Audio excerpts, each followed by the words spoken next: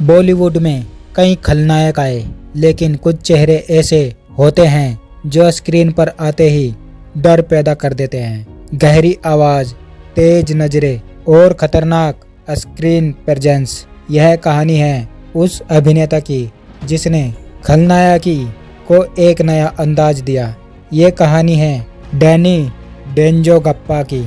उनका जन्म और बचपन। डैनी डेंजोंगपा का जन्म 25 फरवरी 1948 को भारत के खूबसूरत राज्य सिक्किम में हुआ। उनका असली नाम था त्सारिंग पिंटसो डेंजोंगपा। उनका परिवार साधारण था, लेकिन अनुशासन और मेहनत से भरा हुआ था। बचपन से ही डैनी को घुड़सवारी और आर्मी जैसी जिंदगी पसंद थी। असल में उनका सपना था भारतीय सेना में शामिल होना, लेकिन किस्मत ने उनके लिए कुछ और ही लिखा था। डैनी ने एक्टिंग सीखने के लिए भारत के सबसे बड़े film and television institute of India में दाखिला लिया। यही उनकी दोस्ती हुई एक ऐसे व्यक्ति से जो आगे चलकर बॉलीवुड का सबसे बड़ा सुपरस्टार बना, जया बच्चन।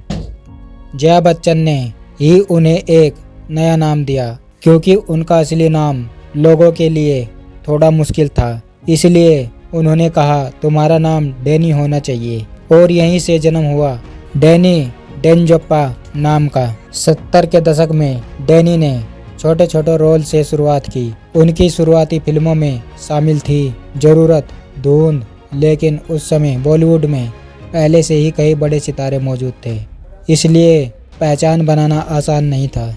डैनी को अक्सर नेगेटिव रोल ही मिलते थे, लेकिन उन्होंने हार नहीं मानी। पहला बड़ा ब्रेक डैनी को असली पहचान मिली 1973 की फिल्म धुंध से। इस फिल्म में उनका अभिनय इतना प्रभावशाली था कि लोग उन्हें नोटिस करने लगे।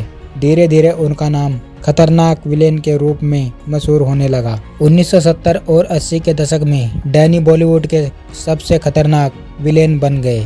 उनकी कुछ यादगार फिल्में फकीरा, कालीचरण, हम। उनकी एक्टिंग की खास बात थी खतरनाक आंखें, शांत लेकिन डरावनी आवाज और बेहद स्टाइलिश विलेन।